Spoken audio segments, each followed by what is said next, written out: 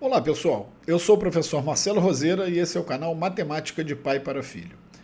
Quando nós vamos introduzir o assunto funções no ensino médio, existem três funções extremamente importantes: a função afim, a função quadrática e a função exponencial. Você vai reparar que essas três funções, além de terem diversas aplicações, elas são base para o trabalho introdutório, para que você tenha condições de manusear as outras funções que você ainda vai estudar. No vídeo de hoje, nós vamos nos dedicar ao estudo de uma delas, que é a função quadrática. Eu vou passar para uma outra telinha aqui, e aí você tem aí condição de verificar um checklist que nós vamos seguir no estudo dessa função, que, como disse, é a função quadrática. Eu vou fazer uma definição muito rápida, né, para que você possa conhecer as características e o que diferencia, por exemplo, ela da função afim. Vamos falar aí sobre o gráfico dessa função, estudando concavidade, interseção com eixo x e eixo y. Um item merece muita atenção, que é o cálculo de máximos e mínimos de situações que a função quadrática é um modelo matemático ótimo para representar. Como disse, existem diversas aplicações que o cálculo desse vértice, seja ele para o cálculo do máximo ou do mínimo, vão apresentar aí aplicações e questões muito contextualizadas. É um tipo de questão que dificilmente, quando você escolhe esse tema para fazer parte de uma prova, dificilmente você não vai colocar lá uma questãozinha envolvendo a obtenção de máximos e mínimos. Tá bom? Depois estudo da variação de sinal dessa função, e lá mais para frente, né, depois que a gente conseguir estudar praticamente todas as características da função, eu pretendo fazer alguns vídeos deixando aí de bônus na playlist que tratar do assunto. Por quê? É curioso que uma das formas mais úteis ao estudo dessa função, que é a forma canônica, muitos professores e muitos livros sem explicação, de forma até, diria, inadmissível, acabam não abordando com os nossos alunos esse caminho, que é o caminho da forma canônica. Então, depois de fazer o estudo no caminho tradicional, seguindo aí a abordagem que normalmente os professores e livros fazem, eu pretendo deixar uma contribuição ao final da nossa playlist, e aí eu coloquei isso como bônus, né, para que você pense se não seria bem adequado você estudar por esse caminho que nós chamamos de forma canônica. Tá bom? Bom, então vamos lá. Como eu falei, né, toda vez que a gente passar por aqui e tiver já um item desse aí cumprido, né, a gente vem aqui e faz uma marquinha dizendo que cumprimos parte da nossa tarefa ali desse checklist, tá bom? Então, em primeiro lugar, vamos fazer a definição formal aí da nossa função quadrática. Existe uma expressão, que é a expressão que nós vamos trabalhar, que é a expressão de f de x igual a ax2 mais bx mais c. Os coeficientes b e c, tá, são números reais, mas eu vou fazer uma restrição aqui bem importante para que possa caracterizar aí a nossa função quadrática, é que esse a, embora seja também, como b e c, um número real, ele tem aí a obrigatoriedade, né, de ser um número diferente de zero. Por quê? Eu preciso manter esse pedacinho da função aqui, que obviamente traz aí a força do x ao quadrado, né? Inclusive por isso que a função chama-se função quadrática, exatamente por causa da presença desse termo na função. Então b e c podem eventualmente assumir valores nulos, né?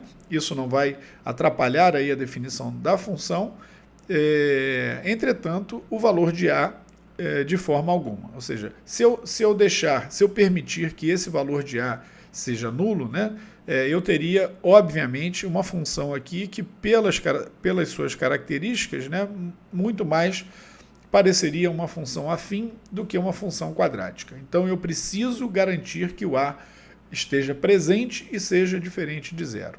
Tá?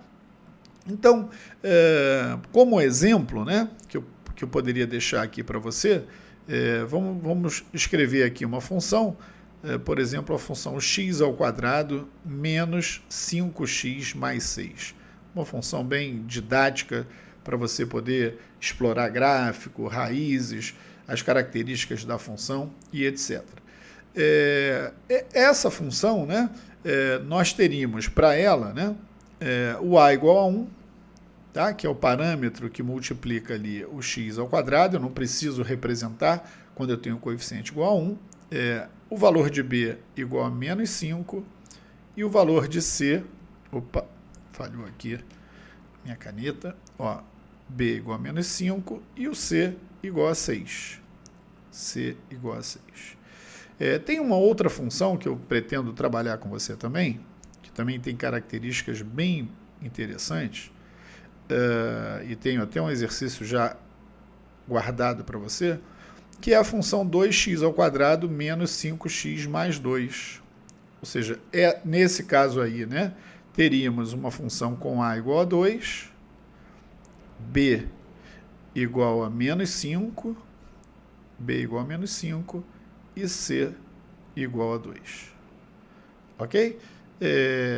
Poderíamos deixar aqui também um exemplo de uma função em que, por exemplo, b fosse nulo, né? Imagina aí uma função 2x² menos 4. Ou seja, problema nenhum termos aqui, nesse caso, né, uma função com a igual a 2, b igual a 0, né, como dissemos, e c igual a menos 4. Tá legal?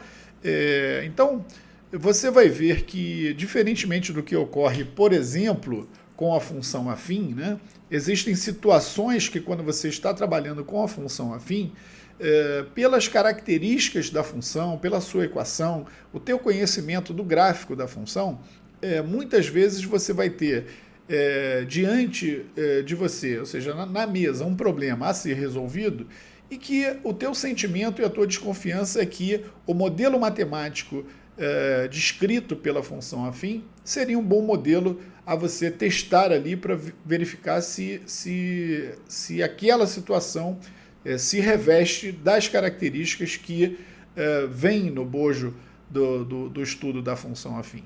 Na função quadrática, muitas vezes isso não vai ser possível. Você vai ter dúvidas e vai fazer a sua modelagem, mas você não tem certeza qual o modelo adequado. Quando você começa a escrever as suas equações, e aí aparece uma equação para você com alguma coisa multiplicando um termo quadrático, que é o x², a presença de um parâmetro multiplicando a tua variável x e um pedaço da sua equação que não depende dessa variável livre, que é a variável x.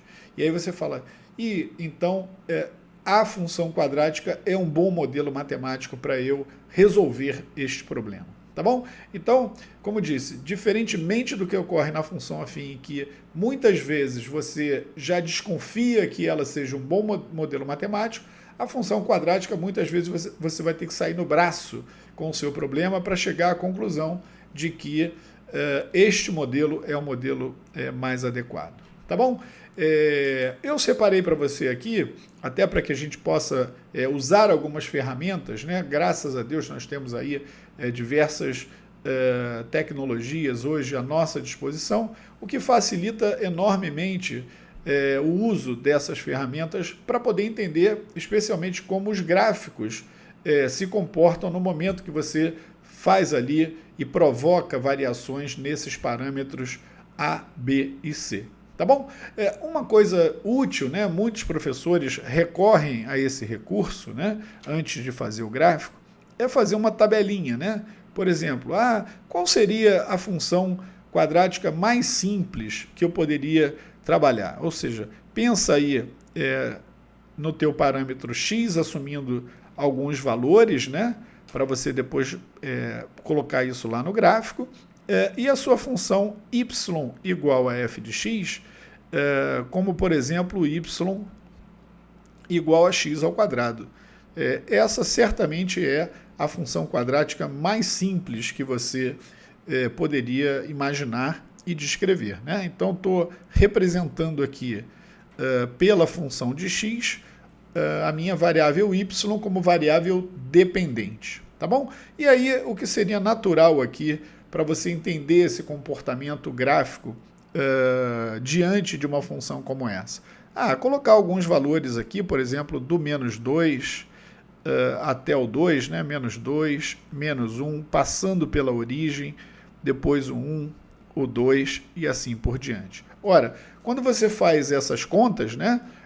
Menos 2 ao quadrado te responde como 4, menos 1 ao quadrado responde com 1, na origem 0 ao quadrado é 0 mesmo, o 1 também é 1, e depois o 2 responde com 4, né? O que nitidamente já te mostra, para esse caso, um comportamento completamente simétrico para este gráfico. Tá? Eu vou recorrer, então, como disse, a uma ferramenta que talvez você já conheça e que eu tenho recomendado bastante aos meus alunos, que é o site do GeoGebra. Né? Embora você possa até fazer o download do programa, eu recomendo que você use enormemente os recursos que ele nos traz. Então, por exemplo, se eu chegar aqui e colocar a função que nós exemplificamos lá, né, a função x ao quadrado, você vai reparar que todos aqueles pontos que eu coloquei na minha tabela poderiam estar aqui representados, tá certo? O GeoGebra é muito útil porque ele permite que você faça aqui todas as variações que você tiver desejo, né? Então, representando aqueles pontos, ou seja, o ponto de coordenadas 0, 0, ele vai colocar ali para você, ponto de coordenadas x igual a 1, y igual a 1 também, depois o próximo, né? Que foi x igual a 2, y igual a 4, mostrando que todos eles estão ali presentes, né? E no gráfico da função, ou seja, quando eu coloquei x igual a menos 1 ao quadrado é 1, é o simétrico do ponto B em relação ao eixo y, e no meu último exemplo lá, o ponto x igual a menos 2, que também respondeu com 4. Tá bom? Isso já bastaria para você entender esse comportamento, né, simétrico da parábola, né? É a curva que nós estamos aí observando, nós chamamos essa curva de parábola, e a partir daí, então, conseguir imaginar quais seriam todos os outros efeitos que ocorreriam quando você introduzir uma equação não tão simples quanto essa que eu coloquei, né, que é a função x ao quadrado. Tá bom? Então, daria para pensar aí em tirar todos esses exemplos, né, que nós colocamos, para pensar aí numa função um pouquinho mais sofisticada, como, por exemplo, aquela outra que eu sugeri, né? Ou seja, a função 2x ao quadrado menos 5x mais 2, ok? Repara que ela já saiu ali daquele eixo de simetria que era o eixo y e já houve um deslocamento provocando, inclusive, né, a interseção dos eixos do eixo x, né, provocando ali duas interseções, inclusive. Tá bom? Então a gente vai fazer o estudo, né, pormenorizado de cada uma dessas situações e resolver exercícios para que a gente possa entender todas essas características e todo esse comportamento da função. Eu queria destacar já de início, né, que essa concavidade voltada para cima, isso eu vou colocar lá na nossa outra tela, né, ela é determinada pelo sinal desse parâmetro que multiplica o termo x ao quadrado. Você vai reparar que se eu colocar aqui no lugar do 2 menos 2, a minha curva vai ficar com a sua concavidade voltada para baixo. Então, toda curva que tem A positivo, a concavidade é voltada para cima. Se o meu A é negativo, a concavidade fica, então, voltada para baixo. Tá? Eu vou fazer uma substituição aqui de sinal, só para você poder perceber. Então, quando eu coloco aqui menos 2, tá? A minha curva vai virar ao contrário. Tá? E aí, outras raízes, outro comportamento, mas o que é de se observar é que este sinal do coeficiente de A, ele é que nos diz se essa concavidade está voltada para cima ou para baixo. E aqui vem exatamente a minha observação acerca da forma canônica, ou seja, se você entender a forma canônica como eu espero que você aproveite quando eu fizer o vídeo no final da playlist, você vai ver como fica fácil você descobrir e perceber o porquê desse comportamento dessa função com essas características. Tá bom? Eu vou voltar então para outra tela para que a gente possa aprofundar esse estudo e verificar então quais são os parâmetros e situações importantes que a gente vai encontrar, né, acerca desses assuntos. Tá? Então, fazendo aqui então o aprofundamento desse item que envolve o gráfico da função, tá? Já falei aqui sobre a definição, sobre o gráfico também, mas agora a gente vai deixar aí na tela para vocês um resuminho sobre a concavidade, a interseção com o eixo X e a interseção com o eixo Y, ok? E depois, por último, num vídeo em separado, eu vou falar sobre o vértice da parábola, tá bom? Então, o que ocorre? Deixa eu pegar aqui o título para trazer para vocês aqui. Então, aqui vamos falar sobre... Eu quero deixar aí o registro da concavidade, tá? Então, aqui a concavidade da parábola. Opa!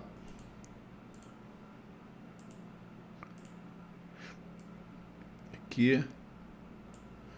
E um outro esqueminha que eu quero que você tenha, que mostra exatamente essas duas situações quando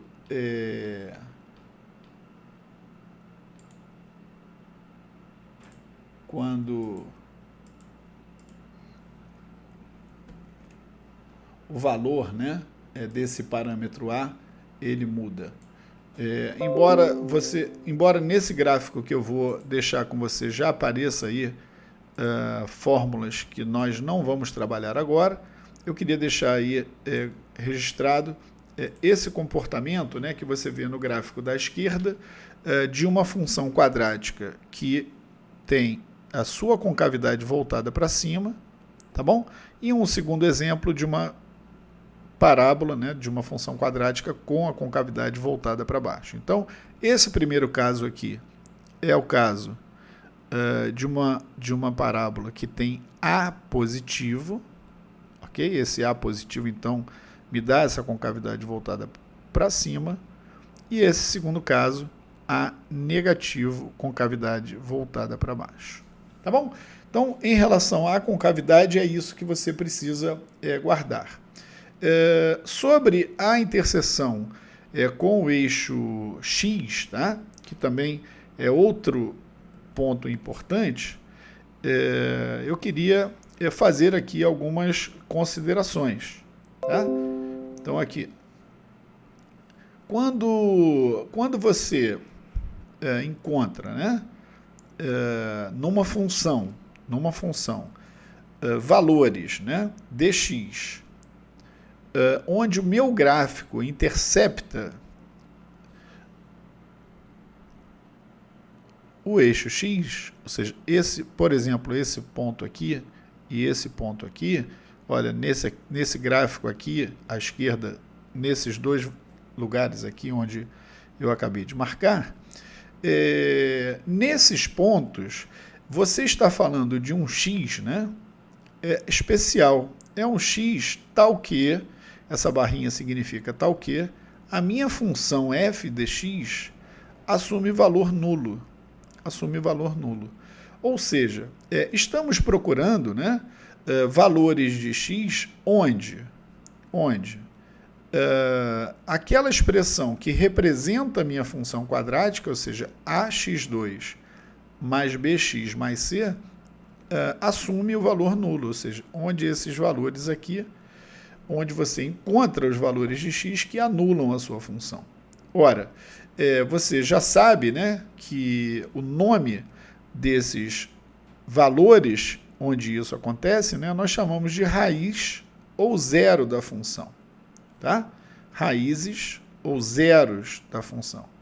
E se você quiser calcular esses valores, né, você pode recorrer a uma fórmula, que é a fórmula de Bhaskara, né, onde esse x é menos b, mais ou menos a raiz quadrada de um fator aí que a gente chama de delta, né, que é b2 menos 4ac, isso aí certamente você está tirando lá do seu baú, sobre 2a, ok?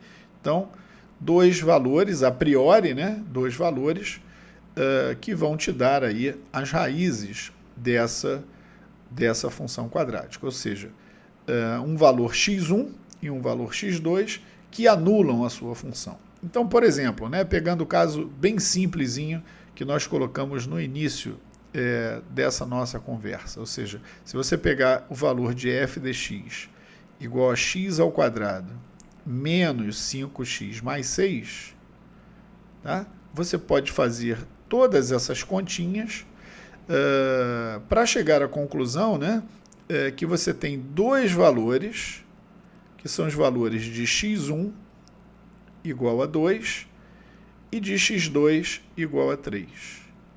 Ok? Esses são os valores que, se você usar essa fórmula de Bhaskara aqui, você chega à conclusão que eles anulam a minha expressão da função quadrática. Ou seja, x1 igual a 2, tá? Torna a minha f de x nula. Ou seja, significa dizer que f de 2 é igual a 0. Tá? x1 igual a 3, x2, né, igual a 3, é a minha segunda raiz, torna a minha função, que é f de 3, também nula, né? Isso daqui é igual a 0. Não é difícil você verificar e fazer essa conta, né? Ou seja, se você jogar o 2 aqui, ó, 2 ao quadrado, 4, 5 vezes 2, 10, né? 4 mais 6, 10, menos 10, 0, né? Então, de cabeça mesmo dá para você fazer essa conta. Se você pegar o x igual a 3, né? 3 ao quadrado, 9, mais 6, 15. Mas aqui eu tenho 5 vezes 3, com sinal trocado, né? O que daria menos 15, 15 menos 15, 0. Então, eu tenho aqui a certeza que esses dois valores aqui anulam, né, a minha função. Ora, se você for lá no GeoGebra, né, e verificar o que acontece com essa função nesses pontos, você vai perceber que é exatamente nesses valores aí que a minha função corta o eixo x e determina essas raízes 2 e 3, tá bom? Então, vou colocar aqui a equação, x ao quadrado menos 5x mais 6. Olha lá. Cortou o meu eixo x em 2 pontos. Eu posso aqui usar um pouquinho do zoom aqui, né, para nos favorecer. Posso até alongar ela mais um pouquinho para você poder observar. E chegar aqui à conclusão, ó, que onde ela cortou o eixo x, exatamente ali nas raízes da função. Tá bom? X igual a 2, x igual a 3, exatamente aquele ponto, né, que nós já sabíamos que ela passaria. Tá bom? Então, se eu quiser jogar esse gráfico aqui, você vai ter aí ele à sua disposição para poder fazer ali a verificação, né, de que exatamente os valores que você calculou são os valores onde a minha função corta o eixo x. Olha lá, o meu x1 igual a 2, tá? E aqui o meu x2 igual a 3. Tá? As minhas duas raízes. E chama a sua atenção também, né, para que essa função aí que tem o a igual a 1 com a concavidade também voltada para cima. Tá legal, pessoal? Eu vou fazer uma pausa nesse momento para, num próximo vídeo, fazer um exercíciozinho com vocês, tratando especificamente dessas características da função quadrática, tá bom? Então, se prepara porque a gente vai ter uma série de vídeos, cada um deles tratando de algum ponto importante desse assunto, tá? Então, mais à frente vamos falar da forma fatorada, da relação entre coeficientes e raízes, né? Ou seja, como você pode só bater o olho numa equação e sem precisar usar essa fórmula que eu acabei de mostrar para você, você já dizer quais são as raízes da sua função. Tá legal? Então fica atento aí porque vem muitas coisas legais pela frente, especialmente muitos exercícios a serem resolvidos com você. Tá bom?